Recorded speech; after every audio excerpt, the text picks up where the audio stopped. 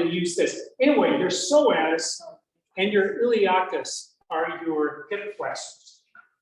And those are the muscles that lift your legs up and then move your legs basically to the left, hip flexors. And so if you flip through this sheet, the first one is Tadasana. And we're going to be starting the standing poses in Tadasana. And with Tadasana, your hip flexors are extended. Your hip flexors tie in, as you look at this picture here, to the 5 lumbar vertebrae, which are right down here, right above your sacrum. And then the 6th vertebrae that attaches to is the bottom of your thoracic section. And that has your soft, that little tiny short rib. So every time you lift your leg straight up like this, you're pulling on your back. Think about that. So it's important that you keep these muscles flexible, because if they tighten up through disuse or from overuse without stretching, they'll give a constant tension, and that will pull on your lower back and it will begin to be painful. So anyway, we start with Tadasana. Your iliacus, okay, the top of your back to psoas goes to your vertebrae, and then the connection is on the top inside of your femur. And you can see right there on the right-hand side, well, on the left-hand side too, where this is the knob, the greater trochanter on your femur. And so both of those muscles tie into just below that. And that and it comes across the front of your pelvis. That's what gives it the ability to lift. Otherwise, if your pelvis wasn't shaped the way it is, it would pull, but it would just pull your bone into your lower abdomen, and you wouldn't lift. But anyway, then the iliacus actually attaches to the inside bowl of your pelvis. Now, you can't see it on that picture, but it has quite a long connection. And then that also goes down. And when you think about how it works, the farther away your muscles are, the origination and the insertion, the more power you can get. And I'm not going to go into that part of it, but okay. Now flip the page, look on the second page, which is Dragonfly, I think. Yep. Okay, Dragonfly, this pose that is being shown is Prasarita, which is just a standing, I'll do it this way. It's just a standing forward fold, but that's exactly what Dragonfly is, except you're sitting with your legs wide apart and you're folding forward. And that pose stretches your iliacus and helps keep them a little bit more flexible. The third pose is, as every one of you know, is my favorite pose, Dragon. And you can see what happens with Dragon. Your psoas is great. Okay, you can stretch it out, that's called extension. And flex is when it's being bent or pulled together. You know, like your foot is stretched or flexed. Well, for Dragon, this leg is, well, both legs. One of them is being stretched a great deal here, and the one on the right side is being flexed So it's still coming from my lower spine, but then it bends across the top of my pelvis and ties way in over here onto the top of my right femur. And so I'm just trying to get you an idea of where these muscles originate and where they insert into the other part of your body. And then the last is bridge, which I'm sure is a favorite of most of you. That's a real big extension. And when you get into bridge, if you look at where those muscles pass across the front of your pelvis, you can feel those muscles. And they're right about in here. And it really doesn't matter, how big your belly is, because right there, it crosses and there's not going to be much cover. So you can feel that stretch. And so hopefully these pictures will give you an idea of what the targets of most of the poses that we're going to do today are. So I would like these back at the end of class, but keep them near your mat. And if somebody hasn't had a chance to look at it, raise your hand and somebody will share. So anyway, as we get into these different poses, you'll be able to take a look and see exactly what I'm talking about. That's why I turned the lights on a little bit more than normal.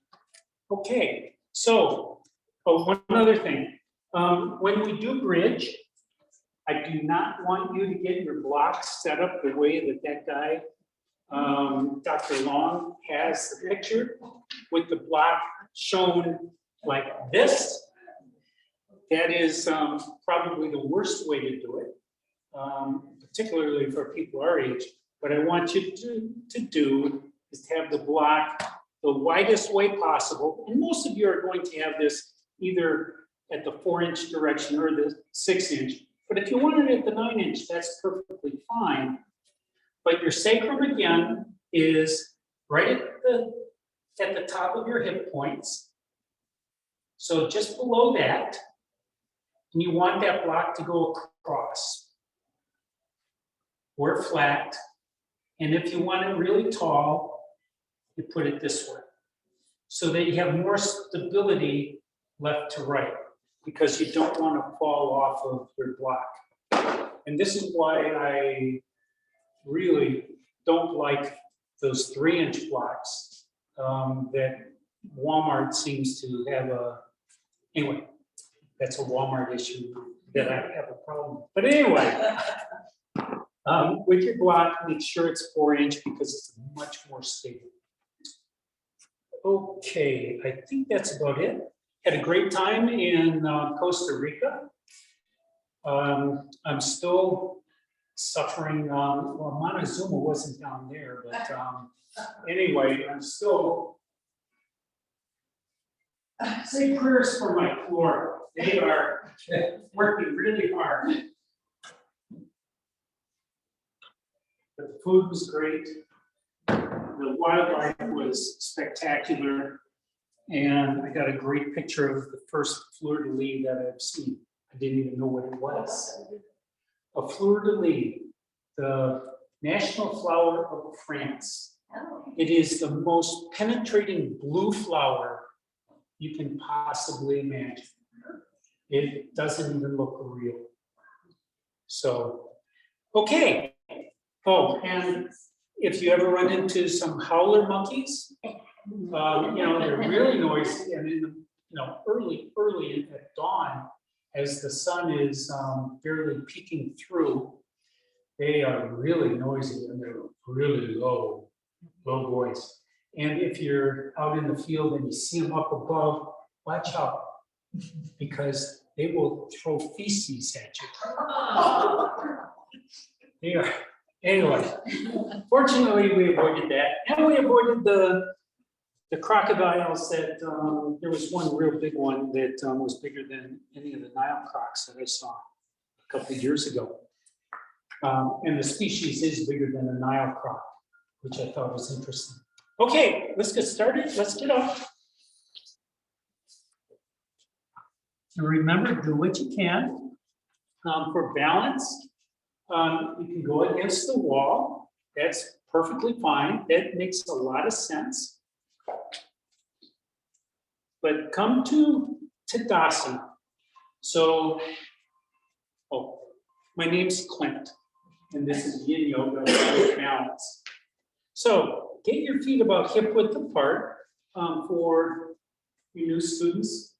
Hip width is what 2/5 widths are. And then those 2/5 widths can go right in between your arches.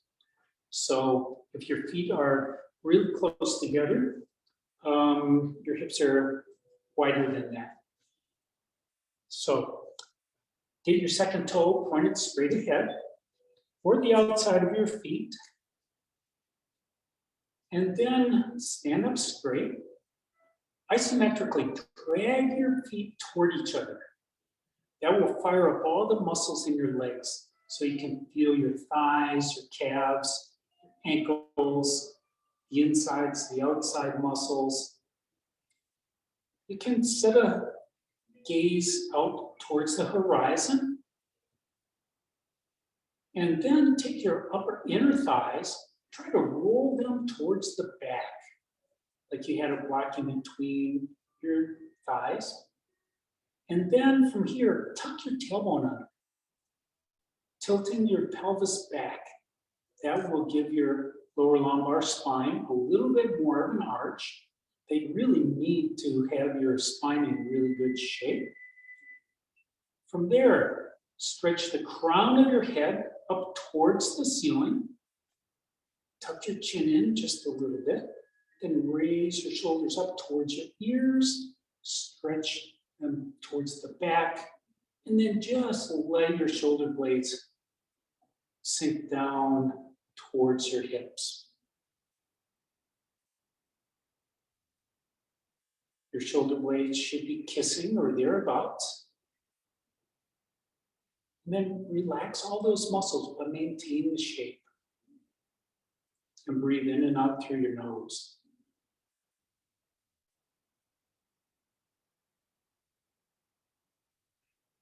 Lift your toes, spread them wide, and then place them back down and grip your mat with your toes. Like your toes are prehensile. And then from here, to begin, you can find a point on the floor, maybe 8 to 10 feet in front of you. Something that's not moving, so if there's a cockroach moving around, don't look at it.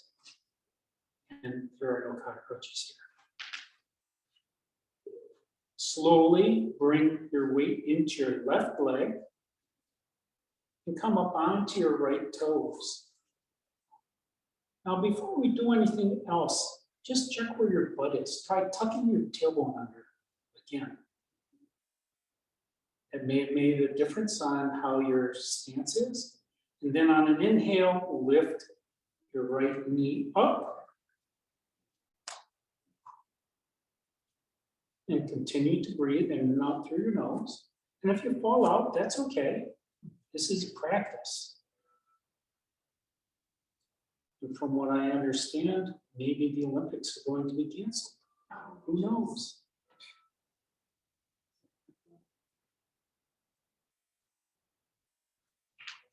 Notice how your left ankle is making all these adjustments automatically.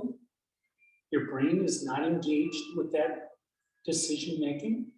It's all happening because of the fascia and the wisdom of your body.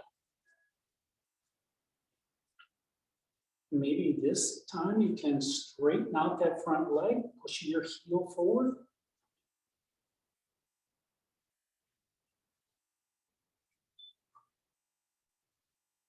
Notice what muscles are engaged in your left leg.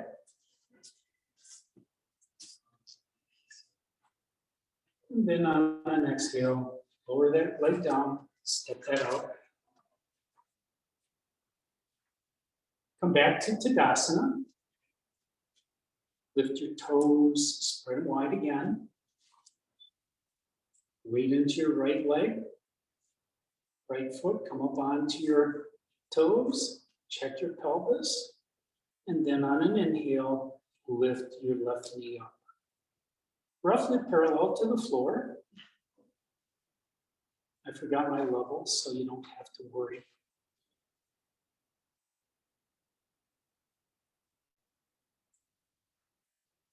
Make sure you keep a little micro bend in that right knee. That will allow these adjustments that your body makes. If your joint is locked, it removes an awful lot of flexibility.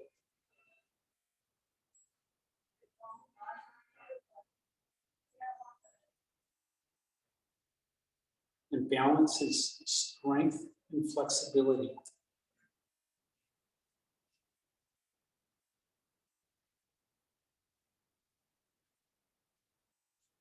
And then straighten out that left leg, push your heel away.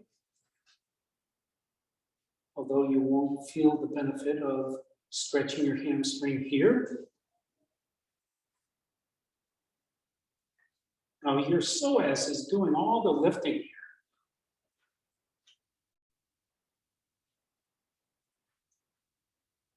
All it's doing, it's a straight contraction, pulling over the top of your pelvis and lifting up on the top of your femur. And then release. Step that out. Maybe make some circles with your hips, one way and then the other. Okay, so come back to Tadasana. I'm going to do two of my favorite balance poses. One is a gentleman sitting and the other is a curtsy bow. So weight into your left foot, lift your right knee, and then bring your right ankle over the top of your left thigh, like a gentleman sitting.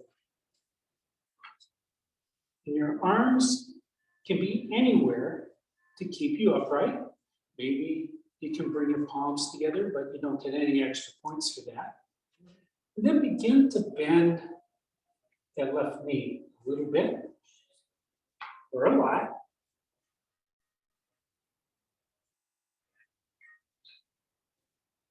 And remarkably, as you go down, the more balance you seem to pick up. Try to keep your spine straight. And then inhale, rise all the way back up. And bring that other foot down. Back to Tadasana. Weight into the right foot. Inhale the left knee up. And then gentleman sitting.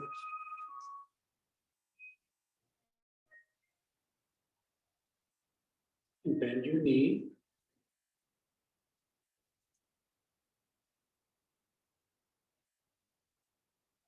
Keeping your spine straight. Crown of your head up.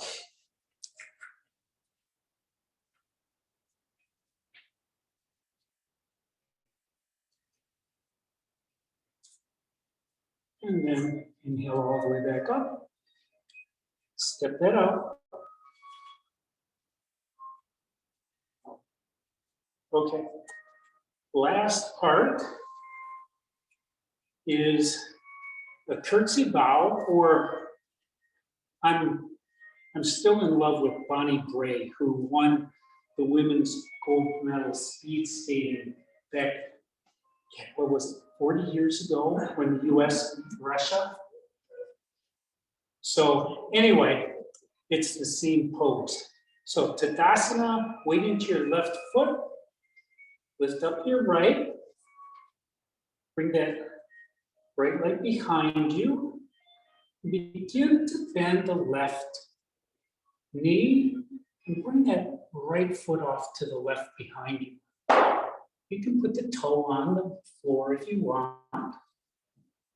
You may have to if you fall out.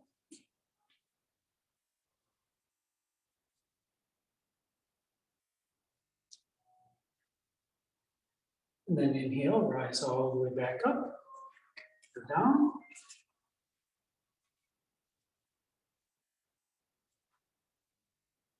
Weight to the right foot, lift the left knee, and then curtsy bow to the Queen of England.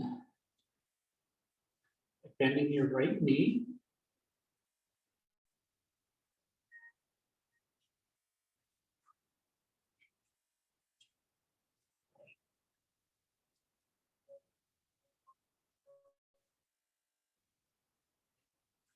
Inhale, rise back up, and then step that out.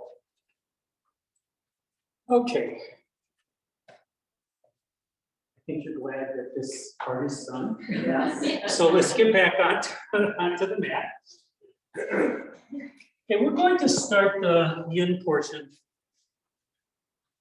in any regular seated position that feels good for you.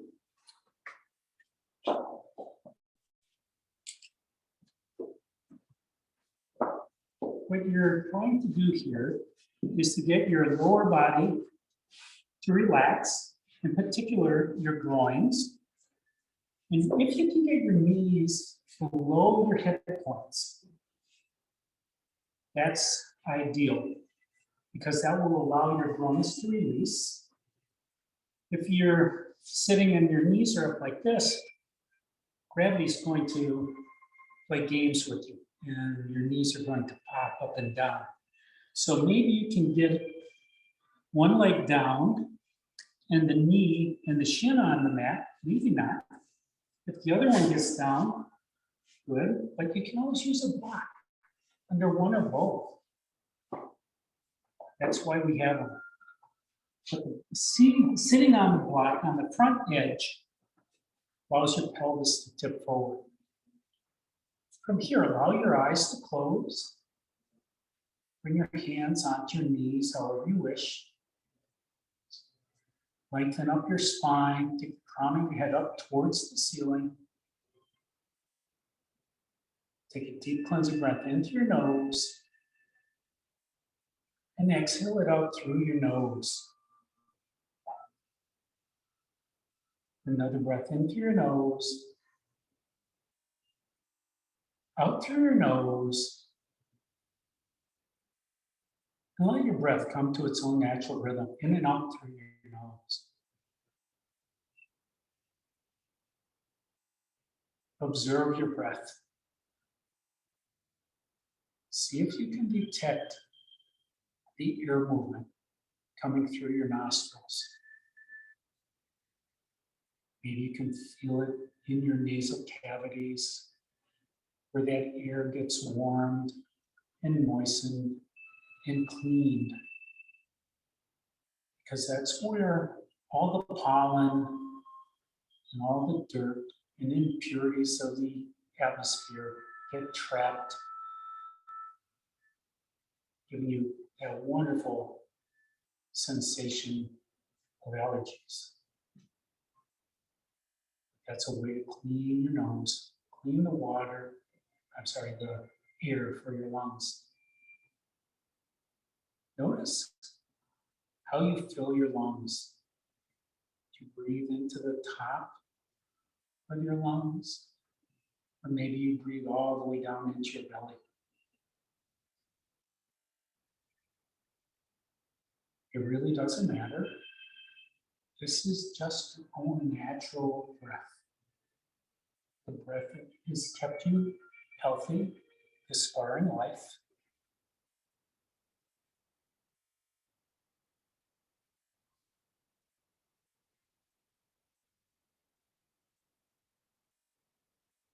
Throughout today's class, use your breath to help soften your bodies.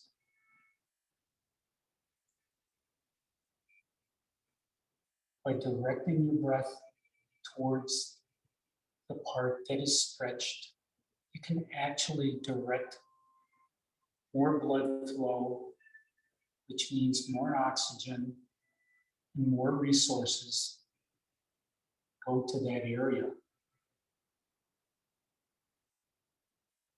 It takes practice, but it's been proven that it is easy to do.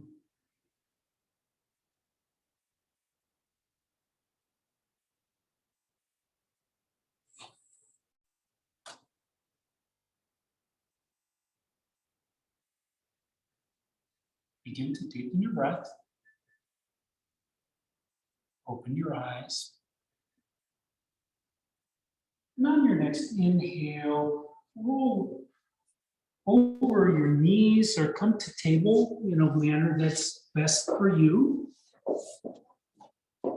And in table, start doing a few cat-cows. So getting your table set, your knees are directly below your hips, your wrist creases directly below your shoulder. And on an inhale, your belly drops, your chest comes forward, your sit bones lift and separate. And on your exhale, round your spine, tuck your tailbone under, and your chin comes towards your chest. And if your wrists are kind of iffy, you can always come down onto your elbows. But do the same motion with your spine. The primary benefit, there are three locations that get the most benefit out of this pose. One is your spine, and then each hip socket and each shoulder socket. This movement brings more synovial fluid, making those joints a little bit more friction-free. And the next time you come to center pause, from here, with your knees about hip width apart, we're going into half saddle. So half saddle, you can just sit back on top of your knees if your knees work this way. If you've had an artificial knee, maybe you use a block or even two blocks underneath your sit bones. You can move your feet farther out. Now we're going to do half saddle on the right. So you can lean over onto that right hip. Bring your left foot forward. If you want to do this full saddle, you can do that also. Now you can insert a block underneath your sit bones. Or I like to use a towel because I need maybe an inch or so. Then your right foot can either be underneath your hip or it can be out to the side. And what happens in this pose is that your right leg rotates inwardly in your femur. If it hurts, don't do it. If your knee hurts, back up, don't do it. From here, if all is well, your hands behind your hips. You lean back. Now you can gaze up at the sky, you can gaze at the corner of the ceiling, the wall in front of you. You can gaze at the horizon. It really doesn't matter. You want to protect your neck so that your neck doesn't bother you. You're tilting your sacrum in your pelvis here. Your pelvis is tilted back and your sacrum is tilted back even more in a process called nutting. Now, maybe if you're flexible, you can come down onto your elbows or even all the way down onto your back. But don't do it unless you've done it before. And know that this time, this day, may be different than what you normally do. Now you should be feeling this in your quads. And you can run your right hand over your quads and feel how tense they are. And by merely touching your quads, you give them the ability to relax. Your muscles are always trying to protect you.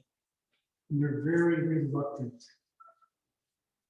to give up or surrender to gravity. And the challenge of yin is to find a way to help those muscles release. Because when your muscles release, that's when the tension gets transferred to your fascia, stimulating your fascia. And that stimulation will result over time in growth, creating more space inside your body.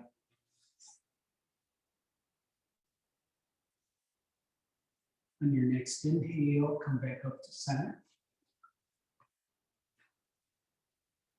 Roll over onto your left hip. Release that right leg out to the front of the mat. Remove any blocks that you may have employed. Push your heels away. Bring your hands behind your hips again and then wave your feet from left to right. And this again is rotating your femurs in your hip socket, giving relief to that right hip socket.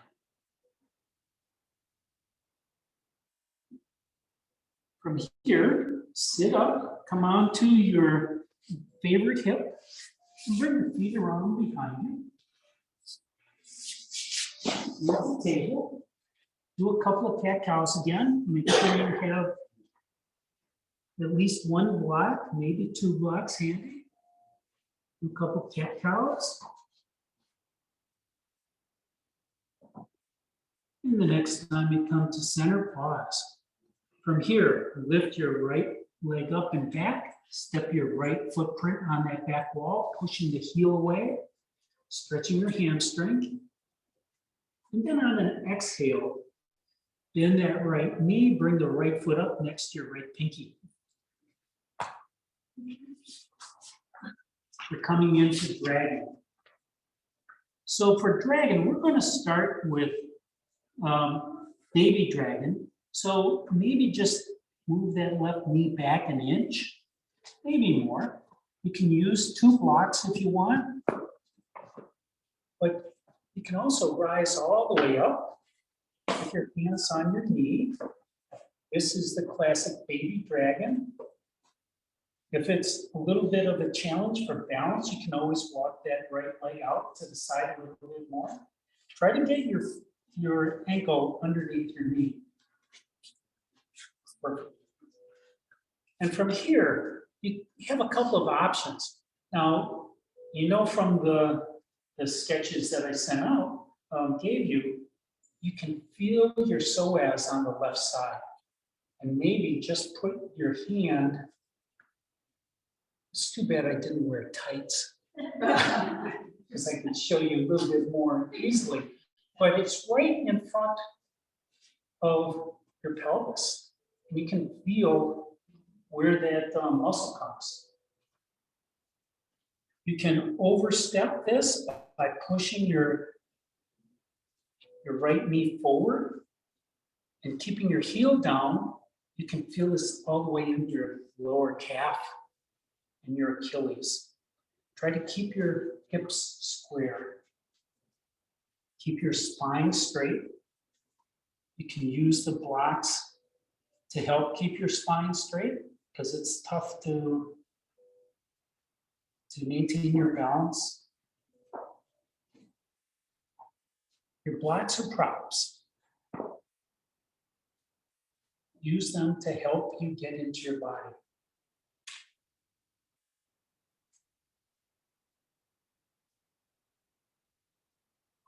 Try dropping your hips.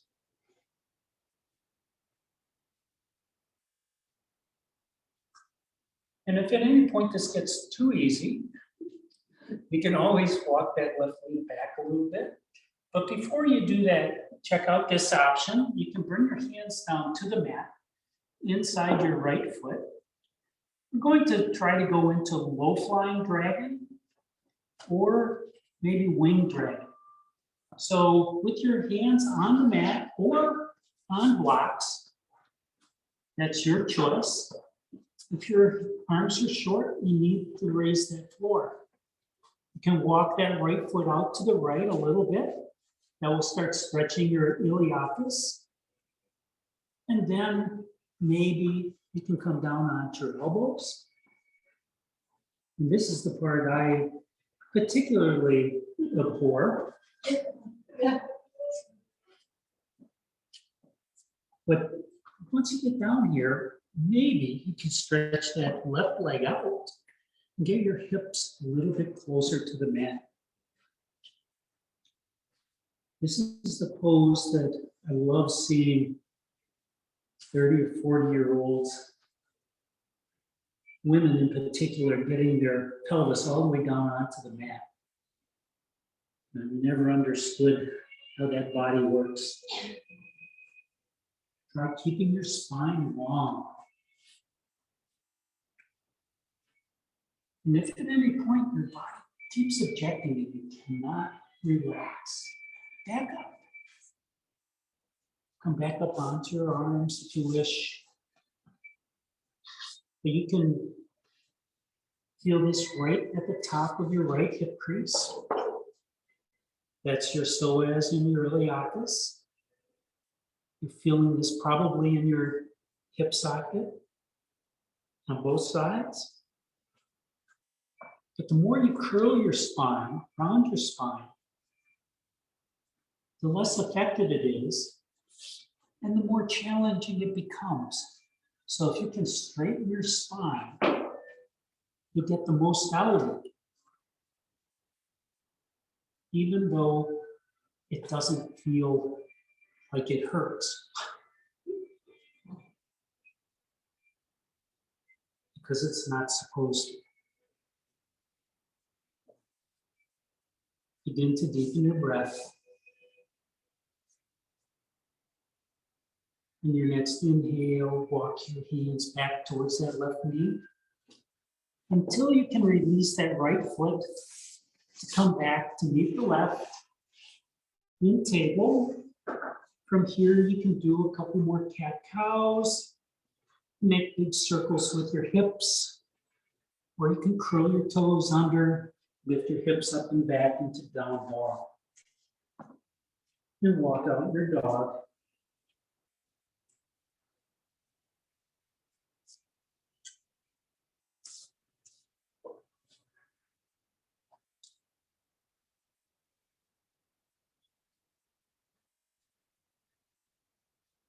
And when you're ready, carefully lower your knees down. Coming into table again. This time, walk your hands and knees off towards the right side of your mat. And those of you who know me are saying, uh-oh. From here, we're going to do a face down spinal twist. So from here, lower your left hip down onto the mat. Your thighs should be roughly parallel to the front of your mat. Turn towards the front of your mat. Now, if you've had chest surgery or you have a sensitive chest, you can always roll up a towel and put it underneath your collarbones. You can use a blanket. That's a great thing to do. I use the towel to give an extra inch so that my big head has enough area to turn. But then walk your hands forward, coming down onto your chest or onto your block or onto your towel. Bring your arms out into T. Maybe, if your neck allows, you can gaze off towards the left. And then stretch your hands out wide. Now, if this on your chest isn't working, just go on your back and do a spinal twist. There's nothing magical about doing everything the instructor says.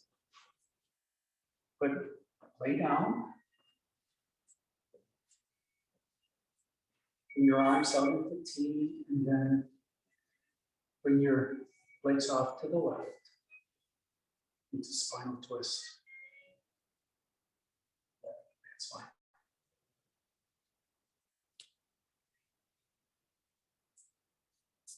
fine. Find a way to support.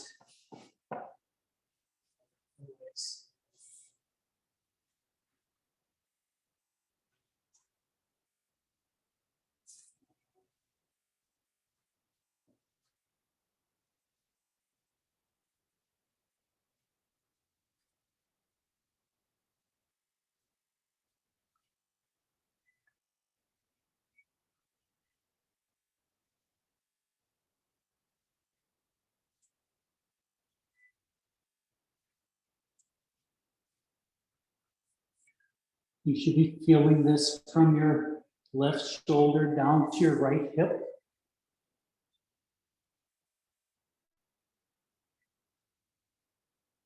If you have time and want to see how that works, maybe just bring your left hand in and feel your abdomen just below your right ribs on the front side. You feel the stretch of your obliques. You may be able to feel this on your left shoulder and your left pecs.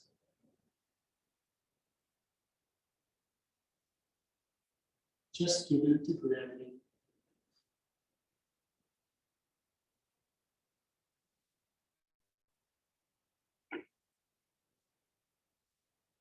Begin to deepen your breath. Your next inhale, begin to walk your hands back towards your chest.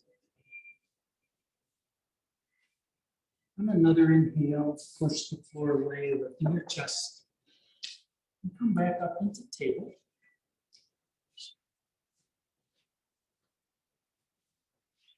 Do a couple more cat-cows.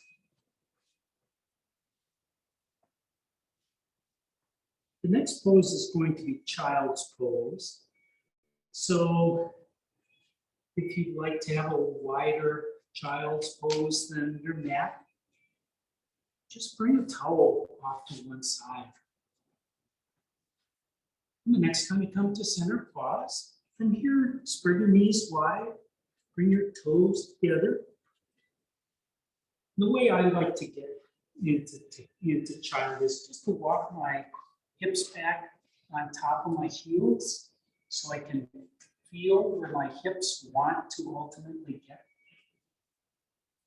Never was able to keep my hips on my heels, but I'm closer since I've been trying to do that. And then walk your hands forward.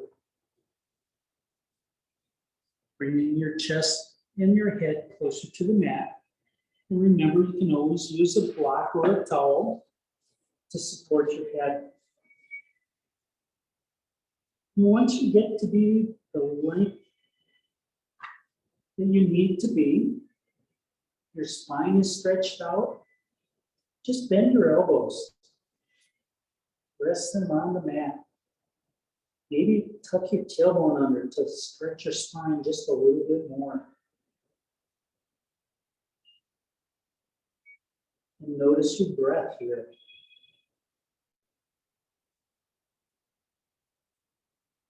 You should have no restrictions to your breathing. So all parts of your lungs can be inflated if that's where you want to breathe.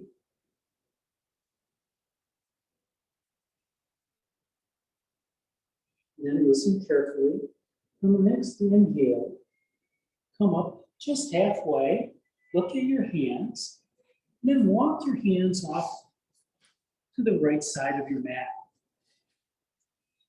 And from there, draw your hips back down onto your heels. That will lengthen up your spine a little bit more and give you a side bend, stretching your left side body, creating a little bit more space for your intercostal muscles that hold your ribs together. Use your breath here to breathe into your armpit and then go down a little bit and successively open up your chest. Allow your elbows to rest again. Because when you have muscles engaged, then other adjacent muscles find it much more challenging to soften.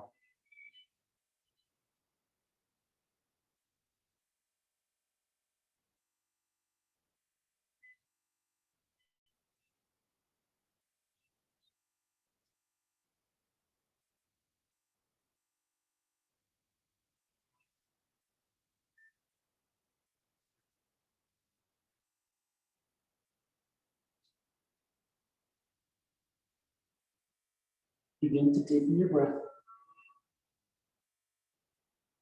On your next inhale, come up halfway again. Look at your hands, then walk your hands off to the left side of your mat. And then lower your hips back down towards your feet so that you feel this extra stretch in your right side. And it may take you 1 or 2 tries to find the perfect spot for you. Remember, the goal is to stretch and still have those muscles that are being stretched to soften.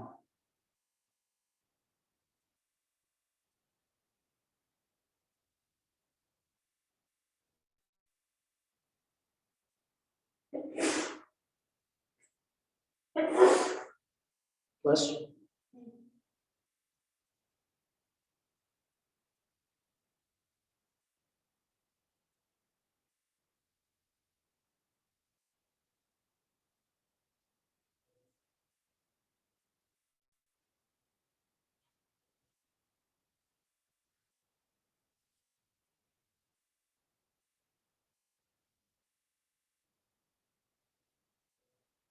Begin to deepen your breath. On your next inhale, come back up halfway again, walk back to center, and then walk your hands all the way back towards your knees. Come up into table, and do a few cat-cows. Linger in the cat.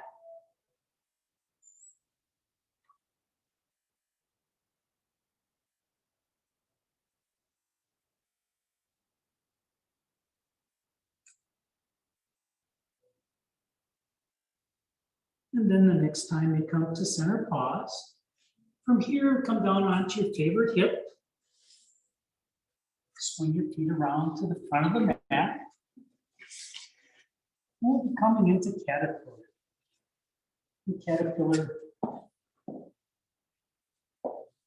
is Tadasana in a hatha class. So you can use a block to get your hips higher, to help tilt your pelvis forward. Try to keep your hips, your legs about hip width apart. So your 6-inch block could go in between your heels. Although if your body doesn't seem to like that, don't bother. Lift your crown of your head up towards the ceiling, tuck your chin. And on an exhale, walk your hands on the outsides of your legs. Draw your collarbones towards your feet. And then the crown of your head towards the far wall. So that if your eyes are open, you're looking straight down at the mat or at your knees. Trying to keep your spine straight. Now this pose stretches your hamstrings and your spine. You can dial this in to whichever you'd rather work on more. If you're grabbing onto your leg and pulling, that's a different class. That would be my Ashtanga class on Monday mornings. In that class, there's never a rest. And if you need to place your hands in a place that automatically resists pulling, Maybe bring the backs of your hands on top of your shins, your palms facing up. That will help you soften your shoulders. Try breathing into your kidneys.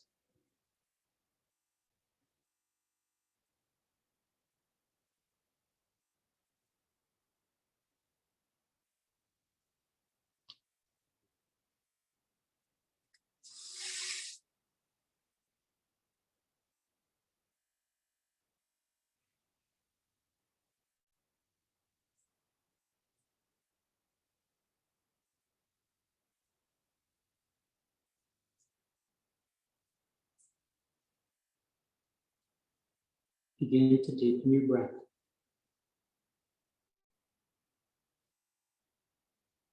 On your next inhale, begin to walk your hands back, raising up your chest. Remove any block that may have been employed. Set it aside.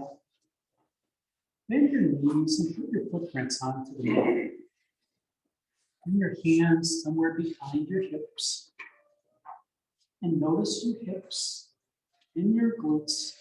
And then slowly begin to windshield wiper from one side to the other.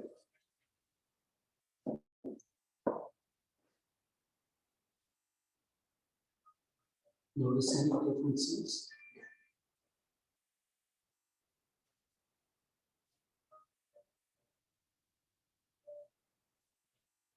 The windshield wipers are a counterpose that bring more fluids into your glutes and into your hip flexors and your hip socket. Next time we come to center pause, from here we're going into Dragonfly. So Dragonfly is a straddle. So bring your feet out wide-ish.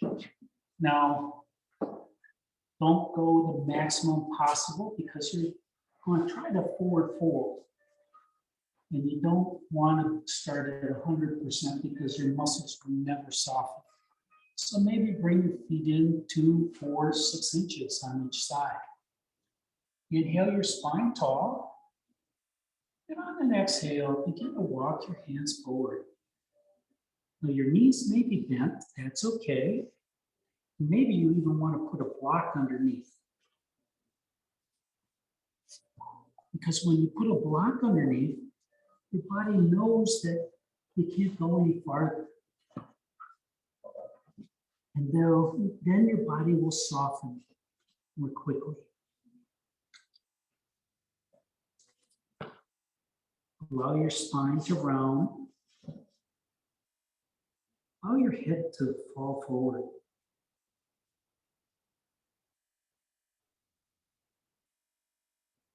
Bend your elbows.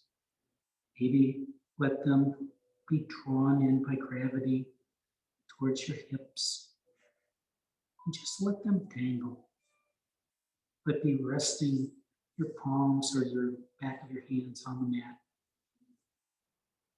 Notice where you're feeling this.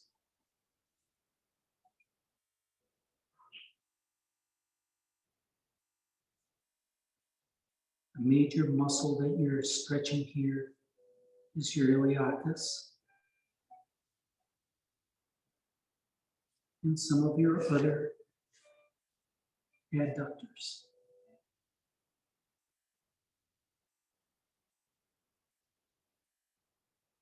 Adductors are those muscles that help draw your legs together.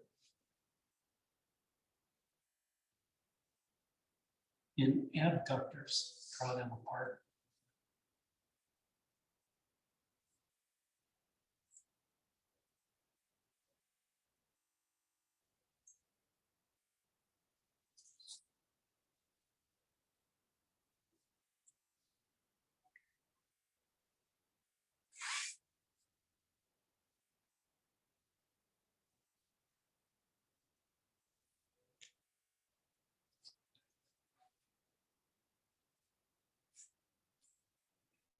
Make any adjustments that are good for you. adjustments that allow your body to soften, even if it means changing the pose significantly. You know what the target is.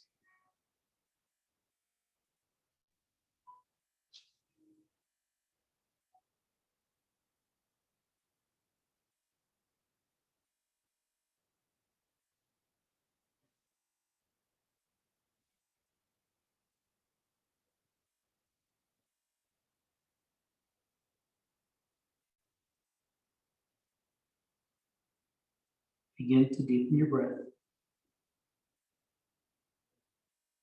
On your next inhale, slowly walk your hands back towards your hips.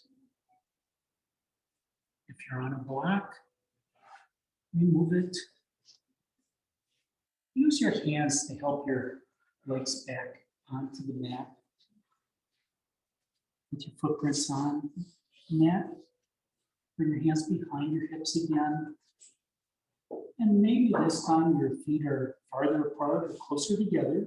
But pay close attention as you windshield wiper from left to right and see how different your legs feel now.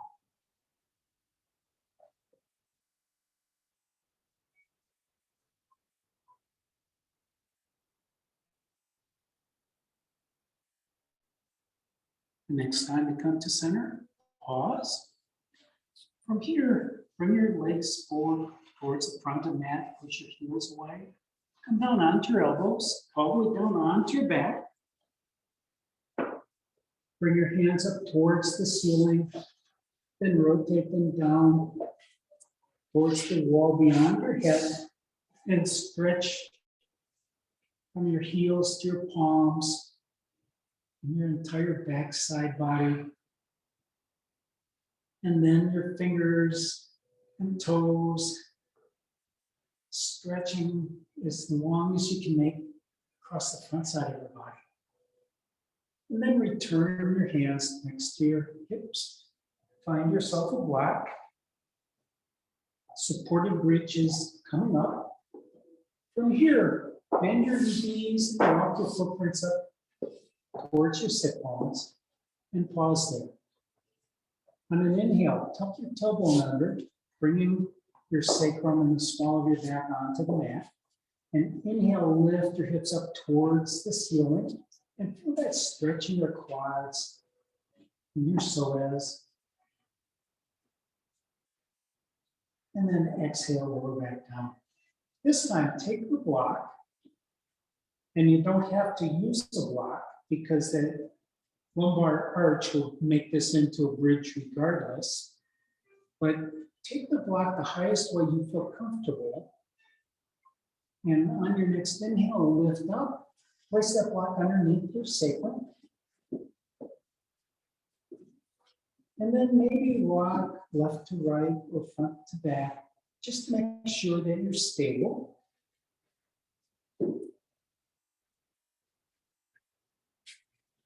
And if you're stable and you'd like to walk your feet out or to the front of the mat.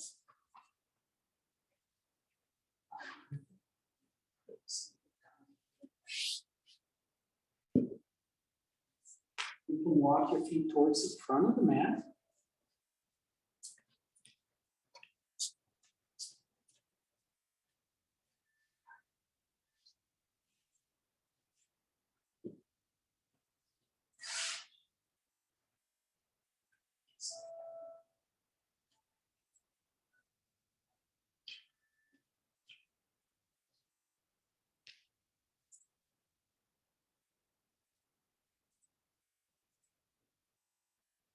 My yoga teacher trainer told me that if your eyes are closed, nobody can see you. So, since that's the case, maybe before you bring your hands up and overhead and towards the far wall, maybe you just want to bring your hands to the hip crease and see if you can feel your psoas and your iliacus. They should feel like two iron ropes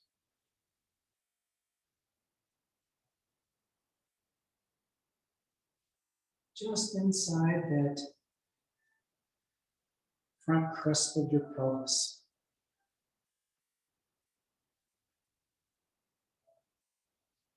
And then raise your hands up towards the ceiling and reach beyond.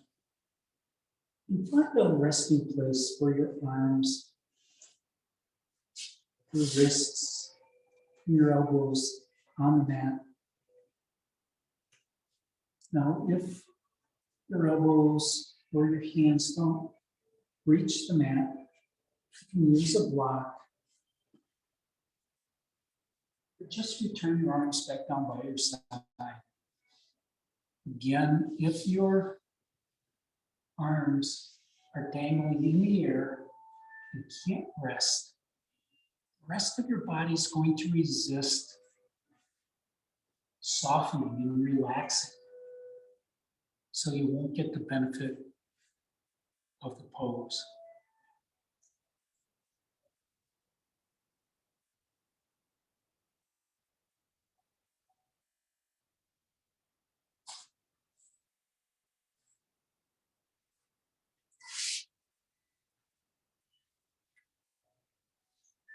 Begin to deepen your breath.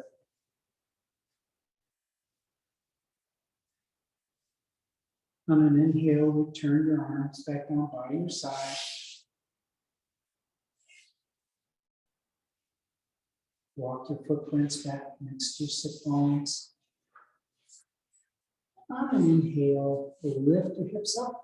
Carefully remove the block, set it aside, and lower your hips back down. Draw one knee into your chest and give yourself a big squeeze. And then add the other knee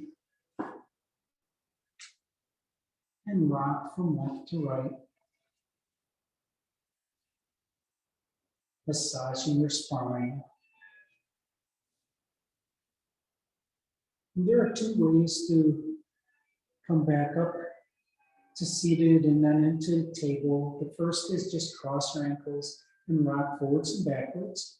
Or you can come over onto your right side in fetal pose, and then use your left hand to push the floor away and rise up. And then make your way to the table. Do a couple of cat cows here.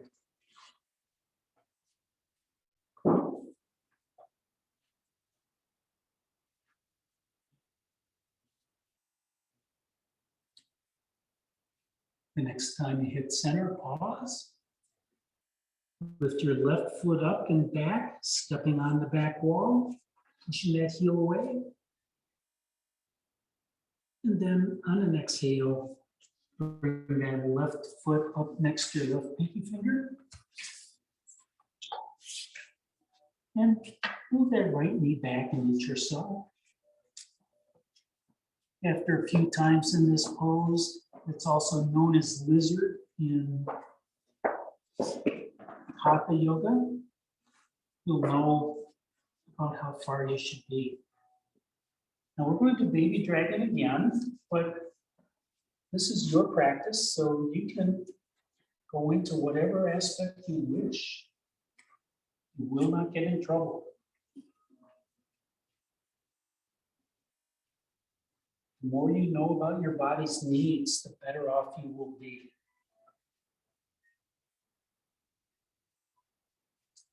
Remember, you can always push that left knee forward, getting a stretch in that left calf.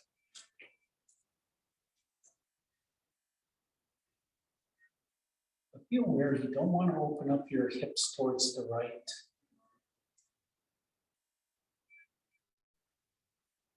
Keep your spine straight. That doesn't mean it has to be vertical.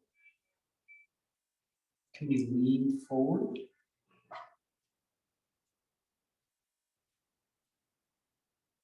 If you'd rather support yourself with blocks rather than on your knee, go ahead.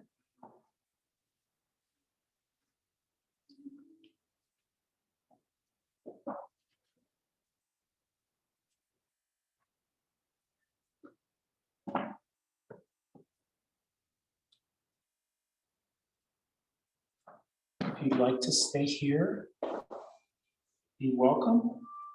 If you'd like to change, modify this into a low-flying dragon, maybe walk that left foot out to the side a little or a lot. You can bring that foot way out to the side if you wish. Farther out it goes, the more your iliacus is going to gain the benefit. And then bring your hands down onto the mat.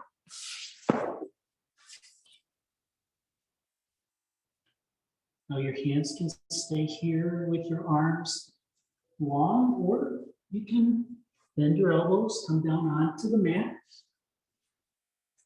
or bend your elbows and come down onto blocks.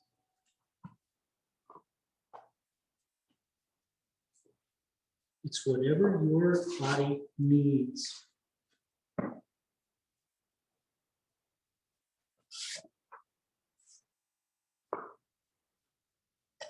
And here's another way that you can do this. You can come down onto your right elbow. And look back up at your left knee. Push your thigh away. This is called twisted dragon.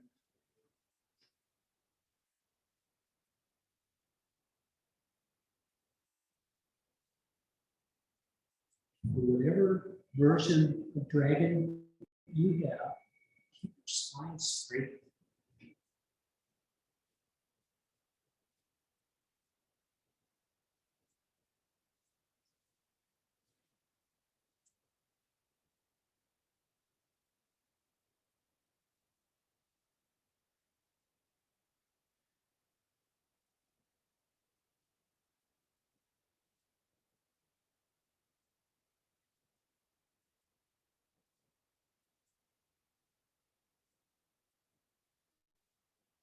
Begin to deepen your breath. Straighten out your arms. Walk your hands back. And when you can release that left leg, release knee back into the table. Do a couple of cat cows.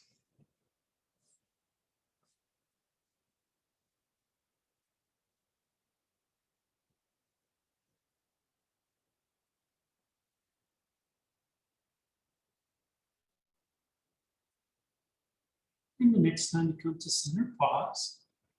We're going to do saddle, half saddle on the left. So again, you can sit on a block if that works. You can just sit back on your heels with your toenails on the mat. This is a perfectly acceptable full saddle, also known as hero in Hatha. But if you'd like to make it a little bit more of a challenge and then get some benefit to a little more benefit to your quads and your hip sockets, you can bring that left foot outside of your left hip.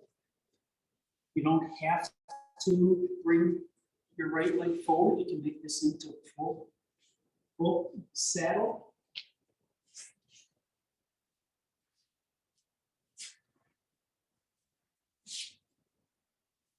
It took me about maybe 4 years before I could even get my hips inside my heels. So this is not an easy pose. And make sure that you have no sensation at all in your knees, because your knees are not supposed to twist. From here, you can bring your hands behind your hips and then tuck your tailbone under. That will tilt your hips and tilt your sacrum. And saddle and caterpillar are the two best poses for your sacrum's health.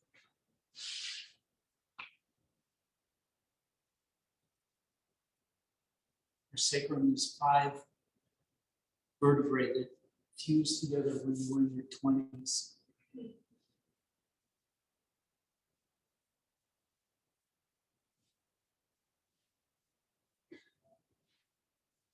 Your gaze can be up or straight ahead, depending on your neck.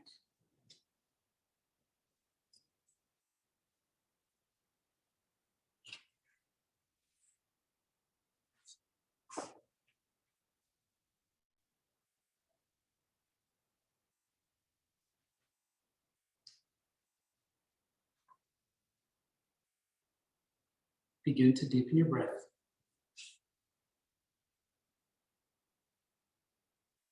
On your next inhale, walk your hands back. Come all the way back up into table.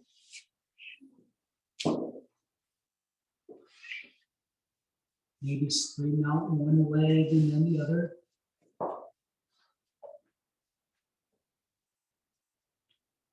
Maybe do some cat-cows.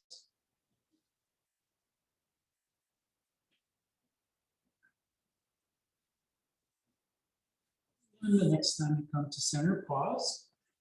Walk your hands and knees over to the left side of your mat. By now you know it's going to be a face down spinal twist. So if you'd rather do it on your back, you can. Drop your right hip down. With your right thigh on the floor, parallel to the front of the mat, roughly.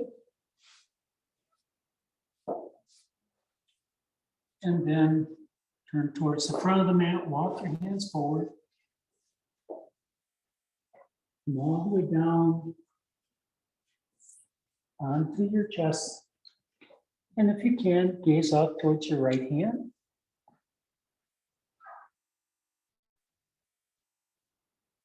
And feel this stretch from your left hip up to your right shoulder. This is opening up your rotator.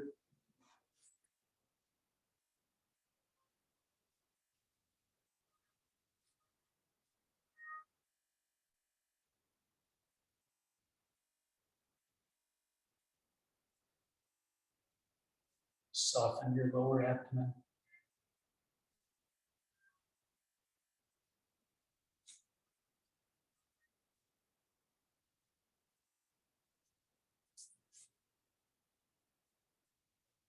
Surrender to gravity.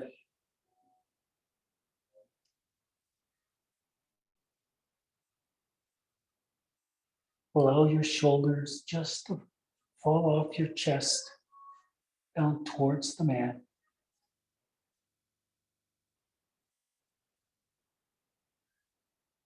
Now, if your neck is strained, just turn your head in the other direction.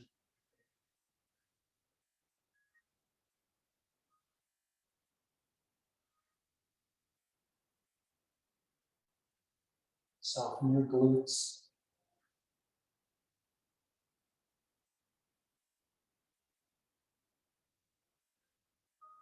Soften your jaw.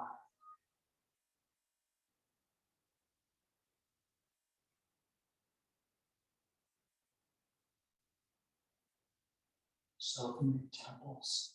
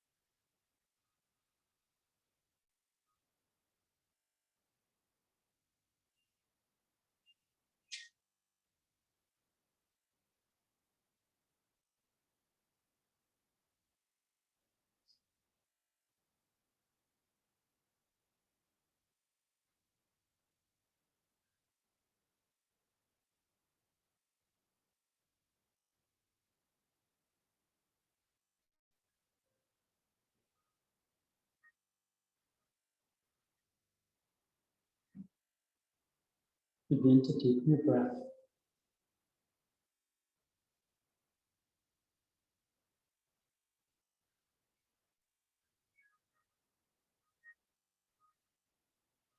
On your next inhale, slowly walk your hands back next to your chest.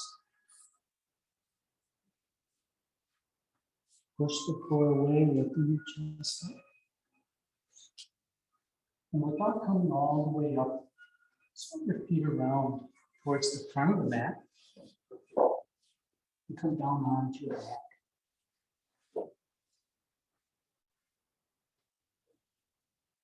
Stretch your heels away. Toes up towards the ceiling. Raise your arms up towards the ceiling. And then lower towards the mat beyond your head. And stretch again from heels to palms. Feel your calves push into the mat. And your glutes and your shoulders. And then stretch your toes away from your fingers. Maybe widen your fingers and toes and wiggle them, relieving any stress you may have. And then just soften back down.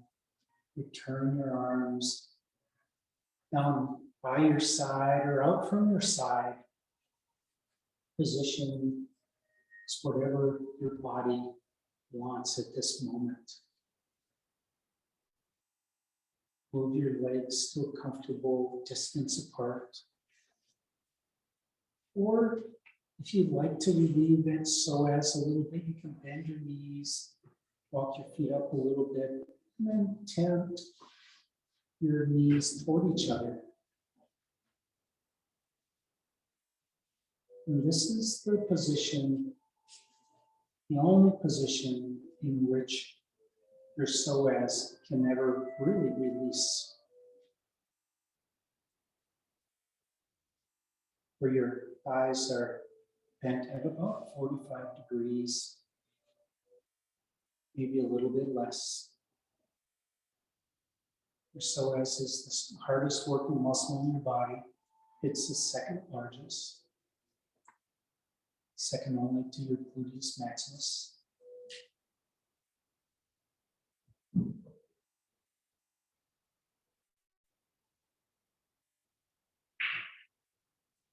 Take a deep cleansing breath in through your nose.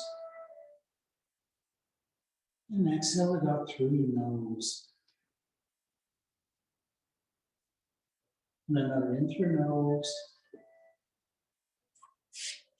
Out through your nose. And take rest. I'll be coming around and adjusting some of you. I won't be able to get to everyone. If you don't want me to touch you, just wave me away when you hear my footprints.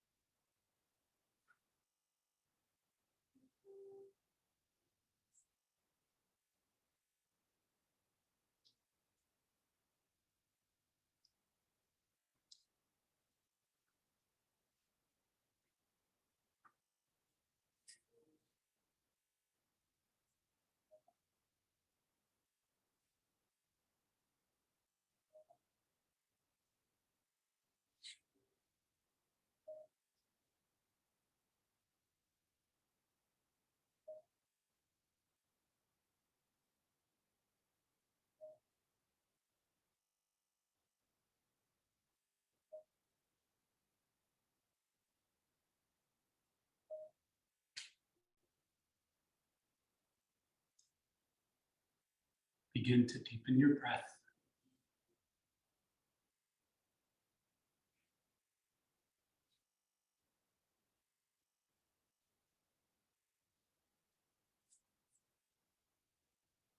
Bring your awareness back into your space.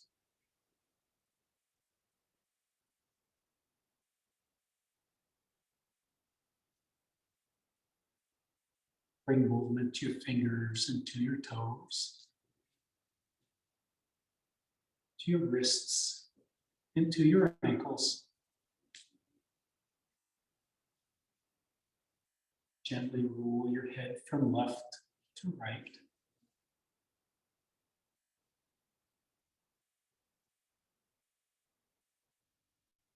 When you're ready, walk your footprints up towards your sit bones. Draw your knees into your chest. Give yourself another squeeze and rock to massage your spine.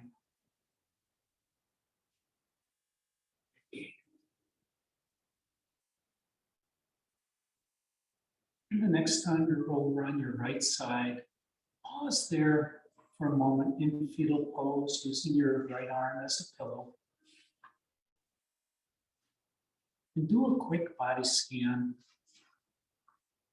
and determine if there's any residual stress or tension that remains that you'd like to address later this week. And when you're ready, push the floor away with your left hand and rise up to a seated position.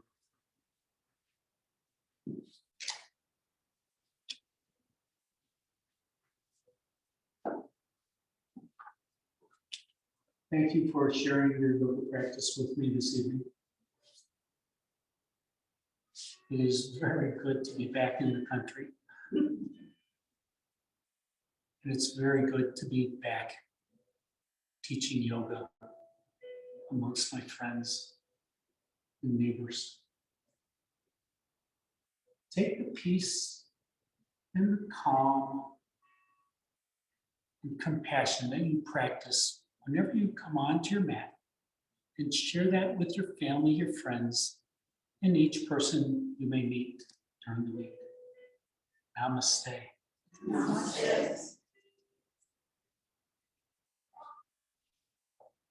My name is Clint, and this has been Yin Yoga. Thanks for